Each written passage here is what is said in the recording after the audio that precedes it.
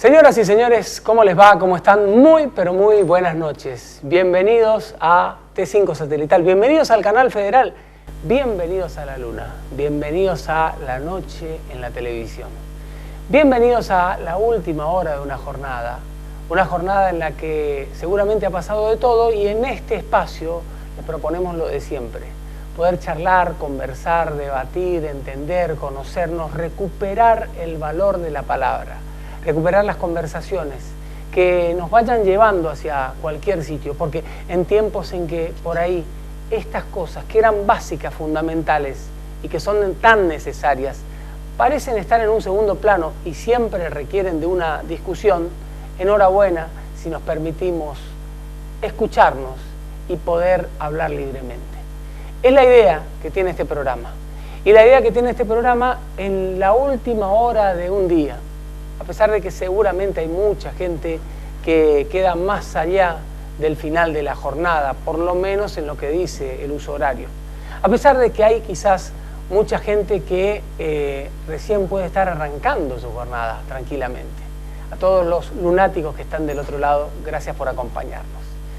Pensaba recién en esto de la última hora y pensar que cuando nosotros éramos jóvenes, muchos más chicos, éramos niños, era una hora prohibida delante del televisor, porque de hecho a las 10 de la noche, religiosamente, uno tenía que ir a dormir y respetar algunas cosas.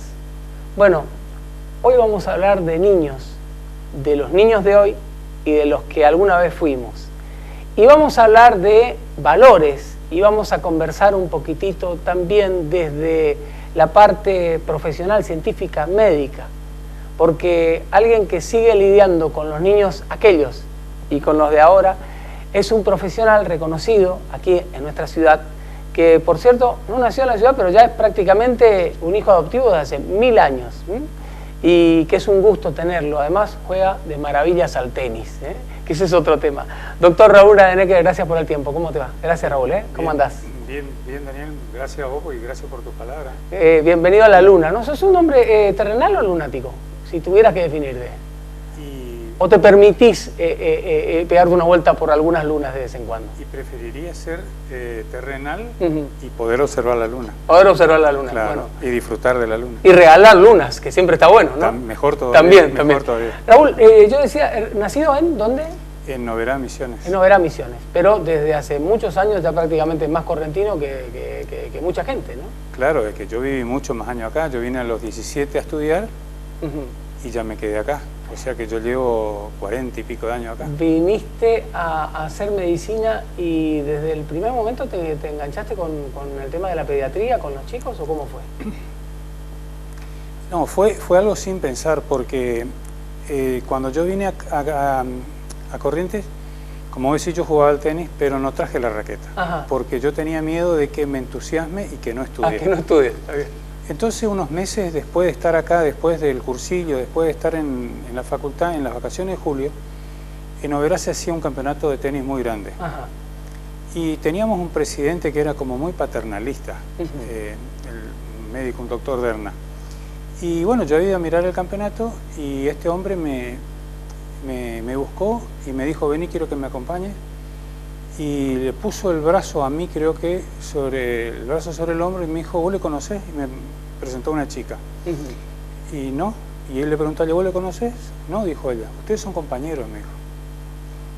Y nos pusimos a hablar y éramos compañeros en la facultad, pero en comisiones distintas, horarios distintos, así que no nos habíamos cruzado. Y jugaba maravillosamente bien al tenis. Él había ido a jugar el campeonato de Vera. Y bueno, si ella había podido ingresar el cursillo y cursar la materia y jugar al tenis, entonces yo traje la raqueta. Y bueno, en ese entonces todavía no existía el puente, entonces cuando tenía clase mañana y tarde, ella traía la raqueta y jugábamos al mediodía en el San Martín. Y yo los fines de semana algunas veces me cruzaba a jugar con ella a resistencia. Y un día un amigo de ella me dice, vos me enseñás a jugar al tenis y yo te enseño a poner inyecciones. Vos me enseñás a jugar al tenis y yo te enseño a poner inyecciones. Claro. Y él estaba, yo estaba en tercer año en la facultad. Siempre en medicina, ya estabas en claro, sí.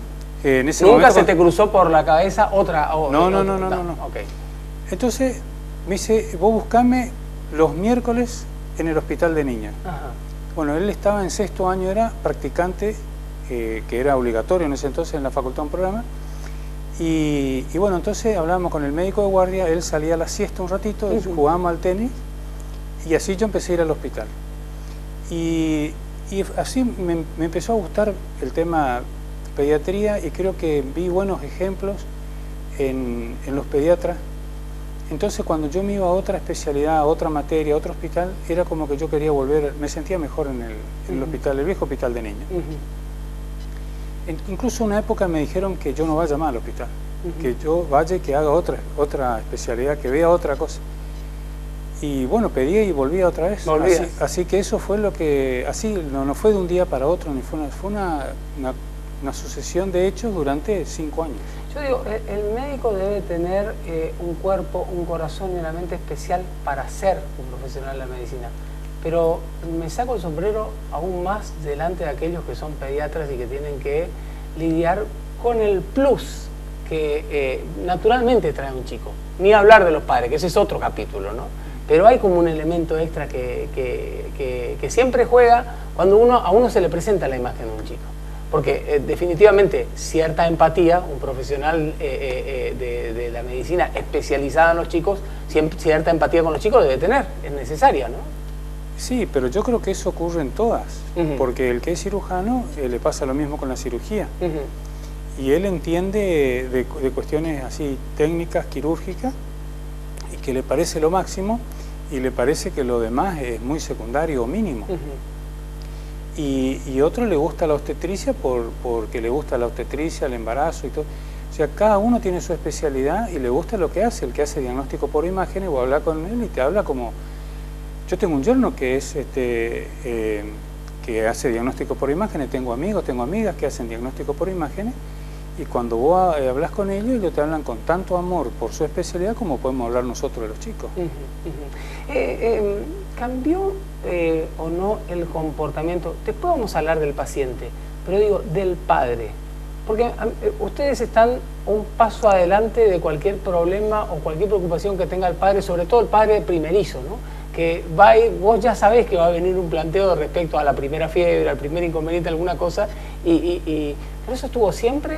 ¿Hay una posición distinta de los padres hoy en relación con los chicos o se mantiene el mismo lazo, la misma relación y el mismo contacto con sus hijos y con el profesional médico? Vos cuando decías el padre, ¿sí el padre masculino? Padre y madre, padre y madre. Yo creo que siempre los padres se preocuparon por el hijo. Y creo que hasta es lo que más le preocupa. Que lo demuestre o que cada uno reaccione de una manera o de otra, pero la preocupación siempre existió, me parece. Que a lo largo del tiempo haya sido distinta, porque también la situación era distinta. Hoy en día hay clínicas y hay médicos de guardia a las 24 horas. Antes no había. Hoy en día los padres conocen más las cosas porque miran en Google y a lo mejor van al consultorio sabiendo ya. O ellos mismos te preguntan lo que vos le dijiste y lo que ellos leyeron. Entonces, pero la preocupación yo creo que siempre existió y siempre va a existir. Porque creo que lo que a nosotros más nos emociona son los momentos, a veces difíciles, de un chico con una enfermedad o con un diagnóstico cuando hay que decirle a un padre, o la alegría cuando uno le dice de que el chico está bien o que va a empezar a andar bien. Entonces, creo que a lo mejor la forma de expresarse puede haber cambiado como va cambiando todo. Pero yo creo que la motivación máxima que tiene un padre es el bienestar de su hijo. Y el mayor temor que tiene que le pase algo al hijo. ¿Cuánto de lo emotivo, cuánto del cuero propio pone, en este caso, un pediatra en pos de sus pacientes? Porque, insisto, recién dijiste, cuando un chico está enfermo, que puede tener una enfermedad grave, hasta dónde uno tiene la necesidad de mantenerse casi abstraído de la situación o verla de lejos para poder ver lo macro y no incorporar tanto el sentimiento? ¿O es necesario que el sentimiento del profesional también esté ahí? A mí me parece que cuanto más emoción hay es mejor. Es mejor. Claro. Lo que pasa es que cada uno demuestra más o menos. También estamos los que decidimos primero emocionalmente y después racionalmente, buscamos la explicación racional a lo mejor, pero, y los que son racionales puros. Tenés personas que son así, que son técnicamente perfectos a lo mejor. Ahora, a nosotros los pediatras, yo creo que en toda la especialidad, pero yo lo único que conozco de esto, nosotros tenemos una cosa que decimos normas. La norma dice que un cuadro determinado, por ejemplo, el cuadro más común, a lo mejor y de más preocupación en los padres, es la fiebre. Y a todos los padres le habrá pasado lo que te voy a decir ahora, que vaya al pediatra y que el pediatra no le encuentre la causa de la fiebre. Hay como una norma, ¿qué se hace en ese caso? Entonces nosotros podemos estar emocionalmente comprometidos porque a lo mejor es nuestro sobrino, el hijo de un amigo que a lo mejor pesa un poco más, o un chico, con cualquier chico, o que uno ya tiene un vínculo, que ya tuvo conversación y cosas, pero nunca, si uno no se aleja de esa norma, en buena hora que sea emotivo y que uno no sea frío. Es que es muy difícil ser frío y racional con un chico, me parece. Y en el momento más crítico, que a lo mejor la gente nunca ve lo que pasa en una terapia, lo que hacen algunos médicos de terapia, yo estoy más en el consultorio, ¿no es cierto? Y hace unos años que dejé lo que es la neonatología en la terapia neonatal, pero lo que pasa en una neonatología, porque es lo que más conozco, con los padres, y yo te diría que es todo emocional casi. Porque es una sola cosa, que vos estás a favor de que ese chico esté bien, ya sea con los padres, con la enfermera, con el otro médico, llamándole al que más sabe, haciéndole el estudio, buscando la interconsulta. Y yo creo que prima siempre la emoción, yo creo que siempre va a primar la emoción. Aparte yo creo, me parece que alguna vez leí que nosotros somos seres emocionales, y que primariamente somos seres emocionales y que después buscamos la razón para justificar nuestra decisión emocional. Pero cuando nos quisieron diferenciar de los animales porque éramos racionales, creo que no corresponde. Creo que somos emocionales y después tratamos de encontrar en la razón la justificación. Alguna vez escuché o leí por ahí de un profesional pediatra que supo, a ver, ¿cómo se diría? Colgar el guardapolvo, el estetoscopio, en un momento en el que se dio cuenta que con un paciente no podía manejar porque ya estaba de alguna manera vinculándose de forma más fuerte y la afección del paciente lo estaba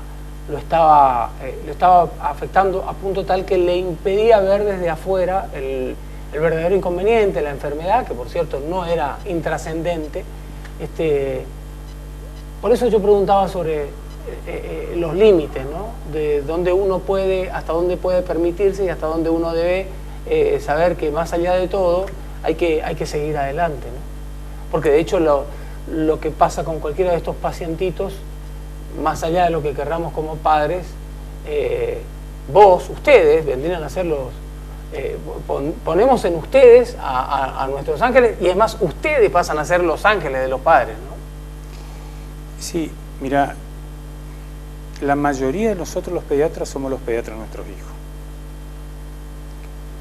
Y yo no sé qué pasa, pero a veces no necesitamos pedirle a un pediatra que nos ayude cuando el tema es feo, o difícil, o más complicado.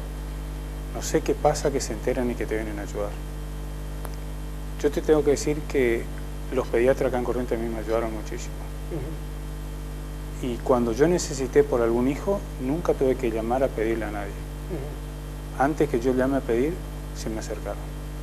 Así que es la realidad que a mí me tocó. Realidades como esas, debes haber pasado por muchas, ¿no? Con pacientes buenas, sí, dolorosas, complicadas, gente que no entendía el porqué de que le pase algo al hijo, y hay que hacer un poquitito de todo también ahí, ¿no? Sí, lo que pasa es que a veces hay temas que a lo mejor son muy complejos y que la explicación es fácil, porque el diagnóstico dice todo.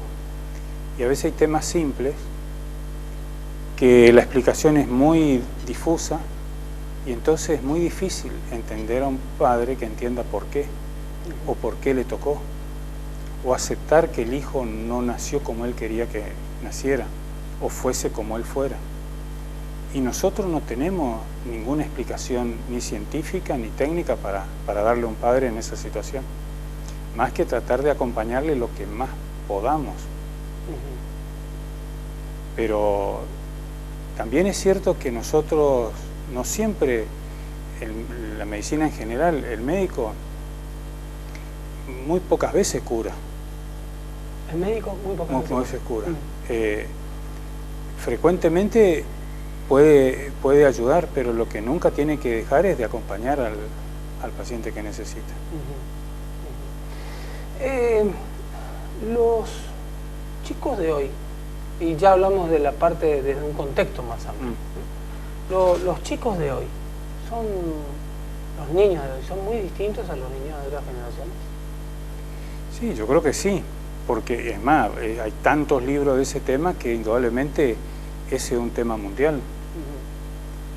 Todos vivimos la diferencia cuando éramos chicos de lo que viven los chicos hoy en día. Te mandan todos los días mensajecitos de los chicos cuando no tenían pantalla y que jugaban en el barrio, hoy en día no. De eso hay muchísima diferencia, pero así en este momento de lo que me preguntabas me sale porque hace unos años leí el libro de Humberto Eco, esto que se llamó Apocalípticos e Integrados. Entonces los apocalípticos eran los que se resistían a los avances de la tecnología, los integrados eran los totalmente conectados con la tecnología. Y ese libro sufrió demasiado embates de opositores, él trató de buscar justificaciones, actualizaciones, y a mí lo que me quedó en claro, si te diría, es que todos tenemos algo, o sea, todos los chicos tienen algo de apocalíptico y algo de integrado. Entonces, algunos será más, otros será menos, pero de que cambió la infancia, cambió. ¿Desde tu punto de vista, para bien o para mal? No sé si... eso es difícil decir si para bien o para mal. Lo ideal sería que el chico se adapte, sería que el chico se adapte a los cambios que ocurren, porque si un chico no se adapta a los cambios que ocurren por aferrarse a un determinado concepto moral, puede ser bueno para él, pero él va a estar desactualizado. Entonces, lo que nosotros como padres tenemos que tratar de ocuparnos, que nuestro hijo sea un chico que pueda manejarse en el medio que le toca vivir, no como hace 30, 40 años cuando el chico no tenía una pantalla. Hoy en día la realidad, al menos en este momento, lo están marcando las pantallas. Y los padres, Raúl, somos comparativamente, más allá de que vos hoy dijiste algo que es un capítulo aparte, esto de que yo venga a preguntarte algo y te digo, mira, a mí me dice el doctor Google que pasa tal cosa. Pero más allá de eso, digo, los padres somos más conscientes de la realidad en la que estamos, acompañamos desde ese lugar más a los chicos, sabemos más, somos más padres o menos padres que los de generaciones anteriores. Más allá de que, está claro, existe una diferencia, ¿no? Pero también es cierto que venimos de generaciones, vos con tus viejos, yo con los míos, en que la relación padre-hijo era padre-hijo, no el amiguismo y el compinchismo que existe hoy, y que se dan otro tipo de cosas, y que los padres parece que a veces ocupan el lugar de los chicos. ¿Estamos preparados desde en el día a día en lo que te cruzás ¿Ves que un padre está preparado para hacerlo verdaderamente? Bueno, de lo que vos dijiste, dos cosas. Una es lo que dijiste al pasar. El tema de Google, a mí no me parece mal. ¿No te parece mal? No, pero es un tema que muchas veces hablamos entre los médicos y yo veo que muchos están en contra. A mí lo que me parece bueno de alguna manera eso, porque a veces da motivo a hablar de determinado tema. Por ejemplo, un tema que ahora acá no nos afecta, pero que en el mundo afecta a los antivacunas, por ejemplo. Te vienen que leyeron y te preguntan algo, entonces da motivo a que se pueda hablar de ese tema. Pero lo que pasó con la medicina, y cambió mucho eso con respecto al paciente, es que hace unos años el médico era, no sé qué palabra decirte, omnisciencia. Él tenía toda la sabiduría, él tenía toda la decisión. Si lo decía el doctor... Claro, y el paciente no tenía nada, era una diferencia demasiado grande. Hoy en día ni el médico tiene tanta y el paciente tiene un poco más. Entonces es como que la relación es un poquito más fácil, me parece. Y aparte, a lo mejor en nuestra especialidad, en la pediatría, no es que nosotros seamos tan dictadores de tener que hacer tal cosa. Porque es como que es todo consensuado. Si hasta a veces no le podemos ni siquiera decidir qué antitérmico tome el chico. Porque el chico prefiere el de gusto a frutilla o prefiere el del gusto a naranja. Entonces ni siquiera hasta eso tenés que prefiere tal cosa, que prefiere tal otra, que le hace tal dieta, no, porque eso no, porque está con diarrea, bueno, pero dale esto porque esto no. Entonces lo nuestro no es tan abismal y tan dictatorial. Entonces a nosotros Google no nos cae mal. Bien. Lo otro, con respecto a los padres, y no sé, ese va a ser un tema cada vez más difícil, me parece.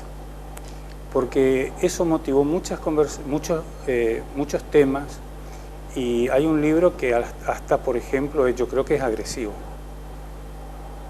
Salió un análisis de los distintos tipos de comportamiento de los padres debido a los acontecimientos graves que tuvimos acá en la Argentina, como por ejemplo, donde hace mucha mención a lo que pasó en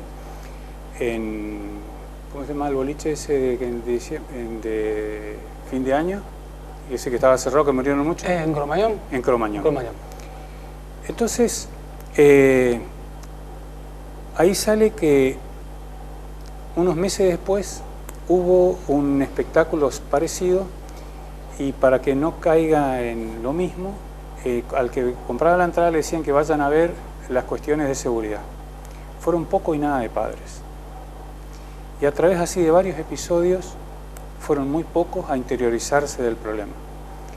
Entonces, que escribe este libro se llama La Sociedad de los Hijos Huérfanos. O sea, son chicos que tienen papá y mamá, pero que padre y mamá ausente.